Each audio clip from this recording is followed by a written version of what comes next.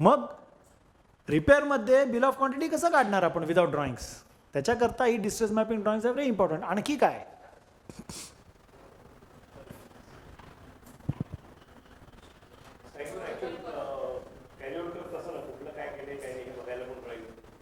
Correct. दुसरं म्हणजे कसं आहे की इंजिनियर्स लँग्वेज इज ड्रॉइंग. कॉन्ट्रॅक्टरला उद्या तुम्ही जर डिस्ट्रेस मॅपिंग ड्रॉइंग दिलं तर त्याला कळतं की कुठे कुठे काय काय टाईपचा डिस्ट्रेस आहे. आणि मग तुम्ही तिथे ड्रॉइंगवरती पण लिहू शकता की बाबा ह्या 1 नंबरचं लिकेजला ही प्रोसिजर फॉलो कर according to item number 7 of the BOQ. या 2 नंबरच्या डिस्ट्रेसला ही प्रोसिजर फॉलो कर according to item number 9 of the BOQ. असं लिहिलं तरी कॉन्ट्रॅक्टरला कळतं ना की भाई ह्या लोकेशनला काय ट्रीटमेंट फॉलो करायचे. नवीन कन्स्ट्रक्शनमध्ये कॉन्ट्रॅक्टरला ड्रॉइंग दिलं की त्याला कळतं बांधकाम कुठे आणि ब्रे कुठे आणि स्ट्रक्चर ड्रॉइंग बघितलं की रेन्फोर्समेंट किती आणि काय सगळं कळतं त्याला. पण रिपेअरमध्ये त्याला कसं कळणार की आता हे लिकेज जे इकडे दिसते त्या लिकेजला काय करायचं, किंवा हे शेअर क्रॅकिंग जे दिसते त्या शेअर क्रॅकिंगला काय करायचं, हे भिंतीमध्ये क्रॅकिंग दिसत होतं त्याला काय करायचं हे त्याला कसं कळणार? हे आपल्याला we will have to explain it to him. That you can explain and express through distress mapping drawings. आणि distress mapping drawings can be prepared only upon visual inspection. बरोबर. अजून एक पर्पज आहे डिस्ट्रेस मॅपिंग ड्रॉइंगचं.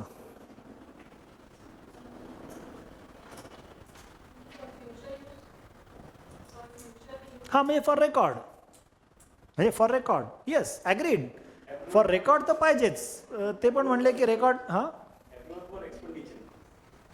हां, म्हणजे BOQ काढल्यानंतर त्याचा backup data म्हणून सुद्धा डिस्ट्रेस मॅपिंग ड्रॉइंग लागणारच, कारण त्यावरच तुम्ही BOQ काढलंय. That is fine. अजून एक कारण आहे.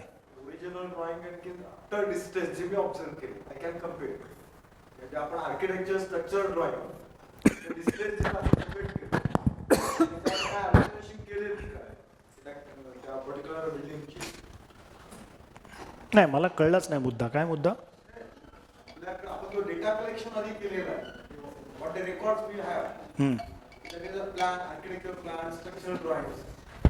In the investigation stage, we go for the visual inspection. बरोबर. Prepare this map. Distress mapping drawing. हां, That mapping can be compared with our original set of a drawing. Correct. Where the client has made certain alterations of the. हां, म्हणजे ऑल्टरेशन्स करता सुद्धा आपल्याला कळू शकतं distress mapping drawing. पण alteration करता आपण ॲज बिल्ड ड्रॉइंग तयार करू शकतो किंवा ॲज एक्झिस्टिंग ड्रॉइंग.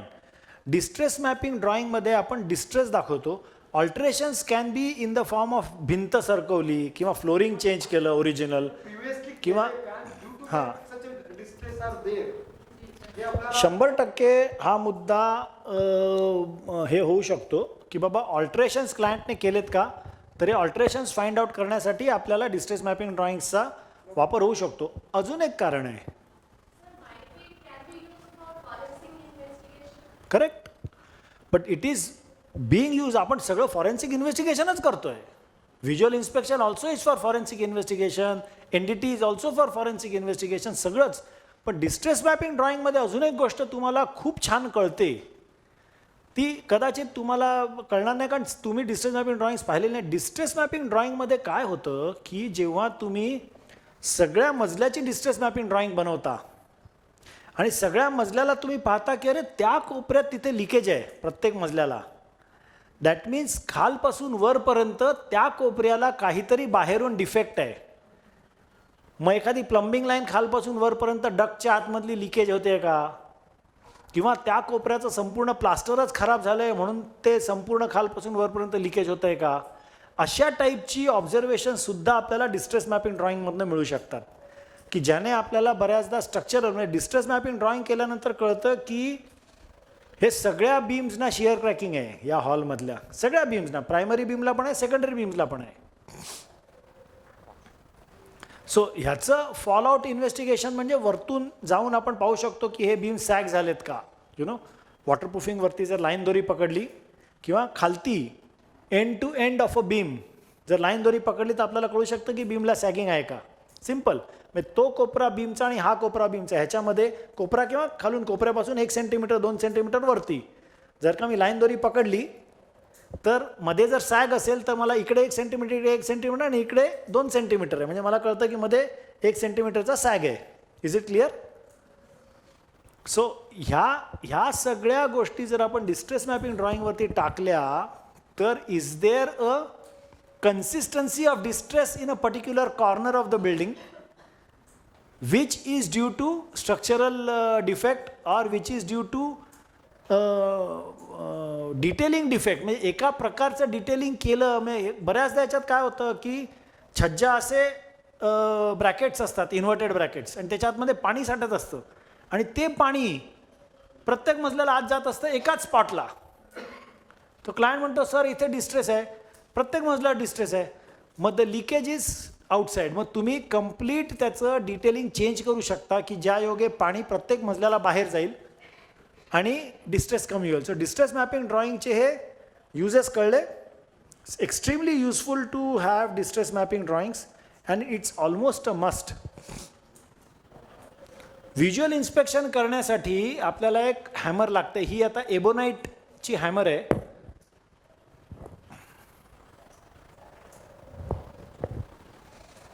ही एबोनाईटची हॅमर का वापरतो आपण? कारण जर लोखंडाची हातोडी वापरली ना तर असं इथे टॅप केलं तर त्याचे इंडेंटेशन पडू शकतं आणि it can damage.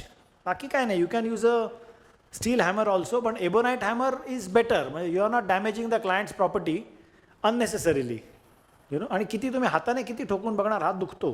So it's good to have a hammer. ह्याच्यामध्ये एक स्क्रू ड्रायव्हर पण पाहिजे, म्हणजे just to scratch the plaster surface to check its abrasion resistance. So hammer आणि एक स्क्रू ड्रायव्हर पाहिजे so that you can know whether the plaster has strength or plaster has lost its strength. Hammer will give you debonding. Is this clear? And screwdriver will give you whether the IPS has the strength or the plaster has strength. हे clear आहे एकदम. दुसरा मुद्दा म्हणजे digital camera for records, बायनॅक्युलर दूरचं बघायला. Endoscope. Endoscope जो असतो जे डॉक्टर लोक वापरतात ना तोच एंडोस्कोप आपणही वापरू शकतो. डॉक्टर काय करतो, तोंडातनं घालतो आणि बघतो तुमच्या श्वासनलिकेत काय आहे का, कुठे काय आहे का. But it's a flexible endoscope because it has to first go horizontally, then vertically down, then थोडं इकडे असं. आणि डॉक्टर्स हल्ली एंडोस्कोपने ऑपरेशनही करतात. ते अल्ट्रासाऊंड करून पोटात किती ट्यूमर आहे बाबा तुमच्या, मग ते एका साईडने एक होल मारतात छोटंसं, त्यातनं एंडोस्कोप आत टाकतात आणि स्क्रीनवरतीच बघत असतात. आणि दुसऱ्या साईडने होलमधनं ते त्यांची कात्री आत टाकतात, त्याने ते कापतात ट्यूमर, फोर्सेप आत टाकतात, बाहेर काढतात, एंडोस्कोप बाहेर काढतात, झालं ऑपरेशन. तुम्ही 2 तासात घरी पण जाता. सो हे जे आहे same endoscope we also can use. And we use, my organisation is using an endoscope for last 21 years, 1999 पासून. सो एंडोस्कोपचे युजेस किती आहेत आपण पाहणार आहोत, एंडोस्कोप डिटेलमध्ये पाहणार आहोत. So let us skip now and go for the detail. Infrared camera. Infrared camera also is very much needed for knowing the surface damage or surface leakages. Infrared camera works on the principle of sending infrared light rays.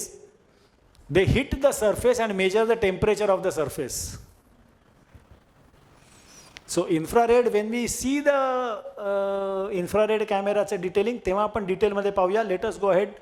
Drone. Drone पण is extremely important. मी मगाशी म्हणालो की 175 किंवा 275 metre चिमणीचं inspection करायचं, कसं करणार? Drone. Send a drone up, it gives you a complete video or wherever you want, it gives you photographs. It will come down, see it on the screen. It is as good as you going to that level. हे जे खालची 3 equipments आहेत, 1, 2, 3 आणि हे सुद्धा, this is purely for inspection of, this is for remote inspection, this is for remote inspection, this is for remote inspection, this is for record, this is for internal inspection. जिथे तुमचे डोळे जात नाहीत तिथे एंडोस्कोप जाऊन पाहू शकतो. हे फॉल सिलिंगच्या वरती एंडोस्कोप पाहू शकतो. आणि ती हॅमर जी आहे फिजिकल ह्याच्यासाठी आहे बघा. हे हॅमरने तो, the engineer is identifying the hollow sounding areas. Hollow sounding areas, बरं दुसरी गंमत कशी आहे की जितका तुम्हाला सरफेस थिकनेस वाढतो तितकं हॅमरचं वजनसुद्धा वाढायला पाहिजे. कळतं आहे, कारण यू वॉन्ट टू इम्पॅक्ट ना, त्याचा इम्पॅक्टने ते हल्लं पाहिजे तरच तुम्हाला हॉलो साऊंड किंवा हे येणार. म्हणजे एखाद्या मोठ्या घंटेला तुम्ही छोट्याशा पेन्सिलने मारलं तर काय आवाज येणार, कळलं? त्याला जी हॅमर असते की एखादा टोल असतो ना, टोल मंदिरामध्ये आरतीच्या वेळेला टोल पण वाजवतात, तो जो टोल वाजवायला तुम्ही छोट्याशा पेन्सिलने वाजवलं तर काय आवाज येणार, त्याच्याकरता मोठी लाकडाची हॅमर लागते किंवा मोठ्या लाकडाचा पीस लागतो. तसं आहे ते. If you want to check whether the IPS is debonded you can use a ebonite hammer, but IPS आणि ब्रिकबॅट दोन्ही एकत्र डिबॉन्ड झाले का हे जर चेक करायचं असेल तर 2 पाऊंडाची हॅमर लागते. कारण कळलं ना, कारण you want that heavier mass to move, आणि हेवियर मासला मूव्ह करायसाठी your impact energy has to be higher. Simple. हे एक प्रकारचं ॲक्सेस मेथड्स ऑफ इन्स्पेक्शन. हे वरतून हा इंजिनियर्ड झुला आहे. नुसत्याच झुल्यावरती खाली उतरणं can be very very dangerous and it can cause any kind of damage. पूर्वी ते करायचे लोक, पण हल्ली we have stopped doing that for many years, almost 25 years plus. हा इंजिनियर्ड झुला आहे की ज्याच्यावरती वरतून डेड वॉलवरती वरतून तुम्ही खाली उतरता आणि you can keep inspecting the dead wall. इथे ॲक्च्युली हे physically he is extracting a sample. हा फोटो ह्याच्याकरता दाखवला आहे की physically you have to extract. हे माझे इंजिनियर्स जे they are in the physical झुला. आणि नंतर आणखी एक प्रकारचा ह्याच्यामध्ये फोटो आलेला नाही आहे, तो म्हणजे रोप ॲक्सेस. रोप रॉक क्लाइम्बिंग करणारी मुलं असतात ना, तसं रोप ॲक्सेसवरती वरतून खाली उतरत उतरत उतरत तुम्हाला इन्स्पेक्शन करून देणारे कॉन्ट्रॅक्टर्सची मुलं आता आमच्या मुंबईला तर आम्ही ट्रेन केली आहेत गेल्या 10 वर्षामध्ये. सर रॉक क्लाइम्बिंग करणारी मुलं असतात ना, त्यांना हे पार्ट टाईम ऑक्युपेशन होऊ शकतं. ती जाऊन NDT करून येऊ शकतात तुम्हाला एका वेगळ्या ॲक्सेसला, किंवा स्वतः रॉक क्लाइम्बिंग शिकायचं आणि हे करायचं इज अन ऑप्शन. हां why not, it is there is nothing wrong in it, but स्वतः काय काय करणार ना, त्यापेक्षा ती पोरं जाऊन करून येतील. And it can be an alternate profession. जो एखादा कुठेतरी नोकरी करत असेल सॅटर्डे संडे किंवा अर्ली मॉर्निंग सकाळी 7 ते 10 तुम्हाला तो रॉक क्लाइम्बिंगवरती करून, रॉक क्लाइम्बिंग म्हणजे wall climbing, you can climb downwards and give you all the data that you need.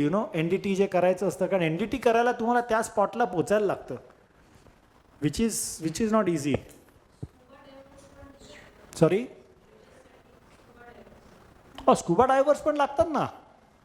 म्हणजे आत्ता आम्ही ॲक्च्युली अंडर वॉटर इन्स्पेक्शन करता स्कुबा डायव्हर्स पण लागतात. फक्त स्कुबा डायव्हर्स लागत नाहीत, कारण स्कुबा डायव्हर्सचं कसं असतं की they can go 3 meters down, 6 meters down, 9 meters down and so on. तुम्हाला जनरली स्ट्रक्चर पाण्याखाली 1 मीटर, 2 मीटर, 3 मीटरच इन्स्पेक्ट करायचं असतं. त्याच्या खाली तुम्हाला प्रोफेशनल डायव्हर्स लागतात. आणि इंडियामध्ये जिथे जिथे आपले ब्रिजेस असतात नद्यांमध्ये किंवा ब्रॅकिश वॉटरमध्ये, खाडीमध्ये, ते पाणी इतकं गढूळ असतं की ते 1 इंचाचं, म्हणजे तुम्ही जर ग्लासमध्ये ते पाणी भरलं तरी ते नॉन ट्रान्सपरंट असतं. त्यामुळे तो डायव्हर खाली जाऊन काय बघणार आहे, काही बघायला, त्याला काही त्याच्या फोटोग्राफमध्ये काही दम नसतो. त्यामुळे इट इज आता मॉलदीव्ससारख्या ठिकाणी जर केलं की जिथे पाणी एकदम स्वच्छ असतं, पण ते 2 ते 3 मीटरच खाली जायचं असतं, तिथे काय स्कुबा डायव्हरची गरज नसते. तुम्ही सुद्धा पाण्याखाली जाऊन बघू शकता की what is what. No, actually आत्ता आम्ही एक मॉलदीव्सची केस आहे. म्हणजे my brother was there on Saturday, last Saturday, Thursday, Friday Saturday he was there and he was under water. ही थोडंसं वरती तुम्ही स्नॉर्कलिंग करून सुद्धा नुसतं असं बघितलं तरी तुम्हाला दिसतं, कारण ते पाणी एकदम स्वच्छ आहे. You don't need scuba divers, but you need professional divers for piles inspection. म्हणजे एखादी तुमची जेट्टी असेल समुद्रामध्ये, पण पाणी स्वच्छ पाहिजे. जर स्वच्छ नसेल पाणी तर काय उपयोग नाही त्या डायव्हरचा. तो खाली जाऊन फक्त काहीतरी घाणेरडे फोटो काढून आणतो, ज्या फोटोंचा तुम्हाला काही उपयोग नसतो. So it is a very very difficult challenge to do inspection of under water this thing if the water is not clean. There are techniques of doing, पण त्या टेक्निकने सुद्धा we have use those techniques. त्या टेक्निक्सने सुद्धा photo काढलेले NDT टेक्निक्सने काहीही त्या फोटोमध्ये कळत नाही अजिबात. त्यामुळे स्कुबा डायव्हर्स येस, पण प्रोफेशनल डायव्हर्स लागू शकतात if you have to go down. Visual इन्स्पेक्शनने आपल्याला करोजन, हे 2-3 केसेस करोजनचे आहेत. एक सल्फेट अटॅक आहे हा केमिकल प्लांटमध्ये असलेला, हे फायर डॅमेज आहे, हे अर्थक्वेक डॅमेज आहे. एंडोस्कोपचे उपयोग इथे दाखवलेत बघा. इथे काय, तो एंडोस्कोप आहे ना, हा फॉल सिलिंगच्या वरती टाकतो. म्हणजे आता इथे फॉल सिलिंग नाही आहे, पण इथे समजा फॉल सिलिंग असतं, मगाशी आपण बोललो आज सकाळी की फॉल सिलिंग असेल तर वरती बघणार कसं, त्याच्याकरता कटआउट्स ठेवलेले असले पाहिजेत. पण जर का कटआउट्स नसतील तर काय, कसं बघणार वरती? तर एक लाईट फिक्चर काढायचं आणि एंडोस्कोप आता डॉक्टर काय करतो, you know, he sends an endoscope inside आणि तो पाहत जातो तुमच्या आत पोटातलं काय काय कुठपर्यंत ते जातात. ते मी कधी केलेलं नाही आहे, पण ते they can find out actually की तुम्हाला ट्युमर आहे, किती डेप्थला ट्युमर आहे. कारण एंडोस्कोप ते ऑप्टिकल फायबर असतात ना, endoscope works on the principle of optical fibre. तुम्ही ते एक हे बघितलं असेल, ते एक आर्टिफॅक्ट आहे की जे आर्टिफॅक्ट असं त्याला खाली लाईट सोर्स असतो आणि त्याच्यामधनं अशा त्या झिरमिळ्या बाहेर आलेल्या असतात. आणि जर तुम्ही तो खालून लाईट सोर्स मारला तर त्या ट्यूब म्हणजे त्या प्लास्टिकच्या ह्यांना आतमध्ये कुठेही लाईट दिसत नाही, पण एंडला फक्त असे लाईटचा डॉट दिसतो. हां हां, म्हणजे दॅट इज, आणि मग ते असं फिरतं सुद्धा, यु नो. सो ते artefact, those cables are fibre optic cables. Fibre optic cables काय असतात की त्या केबलच्या आतमध्ये एका साईडने लाईट सोडला की तो असा रिफ्लेक्ट होत मल्टिपल रिफ्लेक्शनने दुसऱ्या साईडने तो लाईट बाहेर येतो आणि तिकडे जे दिसतं ती इमेज तो परत आणून तुम्हाला इकडे कॅमेराला देतो. So this is what is endoscope. Endoscope is nothing but ही जी तुम्हाला इकडे हा रॉड दिसतोय, हा रॉड हा इकडे किंवा इथे तर त्याने पूर्ण आत घातला एंडोस्कोप. तो हा endoscope is a fibre optic cable which you are sending in the cracks and crevices of the structure where your eye cannot go. आता ह्याला जरी तुम्ही डोळा लावलात तरी वरती लाईट नसल्यामुळे तुम्हाला काहीच दिसणार नाही. या क्रॅकला जरी तुम्ही डोळा लावलात असा तरी तुम्हाला काहीच दिसणार नाही, कारण आतमध्ये लाईट पाहिजे ना. तो लाईट एंडोस्कोप देतो आणि while giving the light it gives the photographs also. हे बघा इथे हे जे बीम आहेत ना लाकडाचे, ते भिंतीमध्ये आत गेलेत. तर आता हे भिंतीमध्ये आतमध्ये करोडेड आहेत का नाहीत हे पाहण्यासाठी can you see a small hole here. इथे हे होल एंडोस्कोपचं होल आहे आणि या होलमधनं एंडोस्कोप आत घातला की तो लाकडाचा बीम जो भिंतीत गेलेला आहे तो आतमध्ये करोडेड आहे का नाही, म्हणजे इरोडेड आहे का नाही हे कळतं आपल्याला. Is it clear? सो एंडोस्कोपचा हा उपयोग. नंतर इथे भोग दिसते बघा एंडोस्कोपचं, म्हणजे हे लाकूड याला आपण अल्ट्रासॉनिक केलं, अल्ट्रासॉनिकसुद्धा आपण पाहणार आहोत.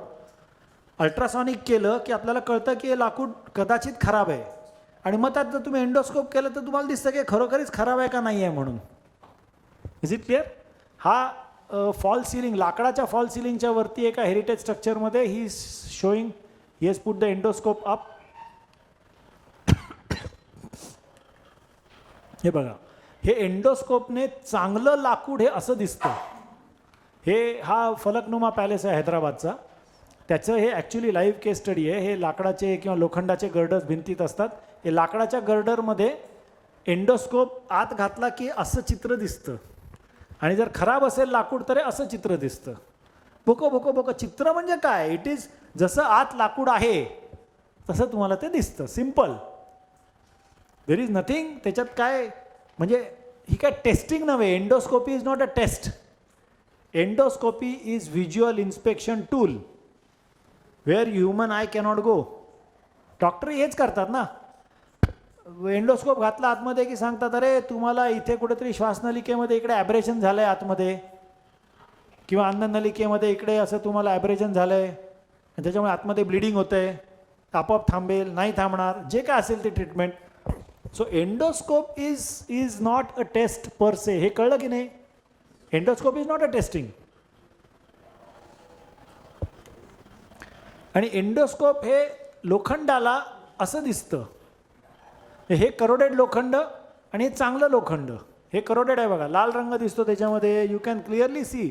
एंडोस्कोपला काय फार ट्रेनिंग लागत नाही, फक्त बघायला कळायला लागतं की बाबा काय दिसते आणि काय दिसत नाही. आपण एंडोस्कोपचा एक व्हिडिओ पण पाहणार आहोत. आणि ह्याच्यामध्ये जर आपल्याला एखाद्या व्हॉइडमध्ये आपण कापलं तर एंडोस्कोपमध्ये आपल्याला दिसतं, म्हणजे आपण एक कोर काढलं कॉन्क्रीटचं, त्याच्या आतमध्ये एंडोस्कोप घालून आपण बघू शकतो की क्रॅकिंग किती आहे, काय आहे. Is it clear? म्हणजे गंमत बघा हां, तुम्हाला हे कसं क्लिअर आहे, कारण तुम्ही बघितलेलंच नाही आहे कधी कोर. तुम्ही हो काय म्हणताय?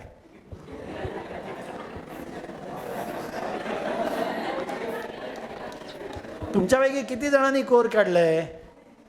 कोणी नाही काढलंय ना? हो काय म्हणताय? Not clear. हां, पण एकाच व्यक्तीने फक्त सांगू शकतात की मला क्लिअर आहे म्हणून. पण जी मी केस दाखवणार आहे ना ती पण तुम्ही बघितली नसेल. I will tell you why. Because हा कॉन्क्रीटचा सरफेस आहे आणि त्याला हे क्रॅकिंग असं आहे.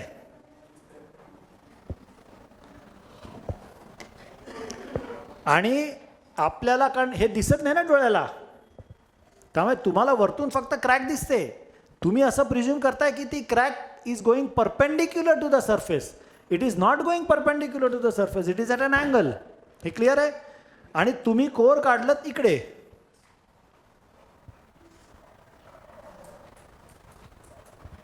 तर हे कोर काढल्यानंतर आपण जर इकडनं एंडोस्कोप घातला तर आपल्याला दिसतं की अरे ही क्रॅकचा सेंटर इथे आहे आणि ह्याचा सेंटर इथे आहे, म्हणजे ही क्रॅक ह्या ॲक्सिसमध्ये जाते असं. म्हणजे तुम्हाला ग्राउटिंग कुठे करायचं हे फाइंड आउट करता येतं एंडोस्कोपने. हे ते दाखवत आहे. ते जे तो जो फोटोग्राफ आहे सगळ्यात तिकडचा, तो फोटोग्राफ ते दाखवत आहे की endoscope drilled hole with concrete wall and strand at a depth of 90 mm. हे जे आहे voids in tendons, prestressing tendons असतात, त्याच्या शीथिंगच्या आतमध्ये व्हॉइड्स आहेत, ते पण एंडोस्कोपने दिसू शकतात. आणि हे grout good filled up व्हॉइड्स, good filled up tendons आणि ओपन व्हॉइड्स, हे दोन्ही गोष्टी एंडोस्कोपने आपल्याला दिसू शकतात.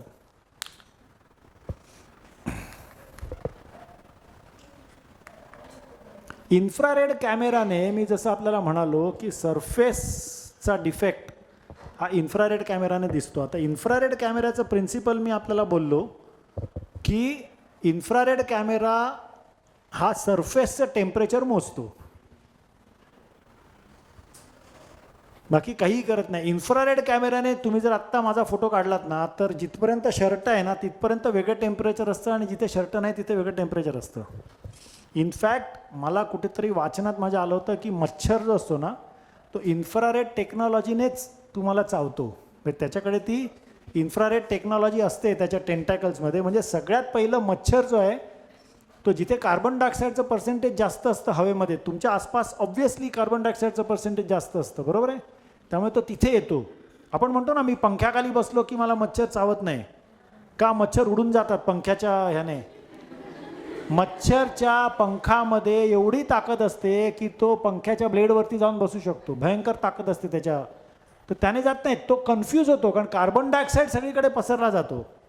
त्यामुळे मच्छर तुम्हाला आयडेंटिफाय करू शकत नाही ॲज अ ऑब्जेक्ट.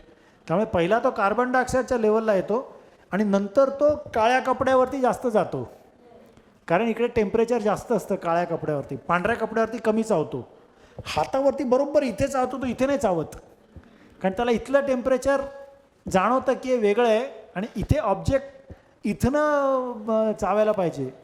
नंतर तो बरोबर इथे मोज्यामध्ये चावतो तो. इफ यू सी, बुटावरनं चावत नाही तो. का? कारण त्याला एवढं कळत नाही की बुटाचा थिकनेस मी नाही, त्याला एवढं कळतं की जिथे टेम्परेचर कमी तिथे चावलं की मला खाणं मिळतं असं. So he uses infrared, we also use infrared. आत्ता मला एक सांगा की इन्फ्रारेडचं पर्पज काय? अत्यंत सोपं, की जर सरफेसला व्हॉइड्स असतील, आता हे जे क्रॅकिंग झालं की नाही, आपण कुठे क्रॅकिंग बघितलं, तिकडे क्रॅकिंग बघितलं बरंचसं, ते क्रॅकिंग फिल्डअप आहे.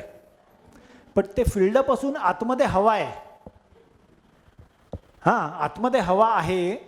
तर जिथे जिथे क्रॅक असेल सरफेसला, मी रिसेंटली फिल्डअप केले, समजा आज संध्याकाळी परत आपण ते फिलअप केलं, तर काय मला बाहेरून कळणार नाही कुठे क्रॅक आहे, बरोबर आहे.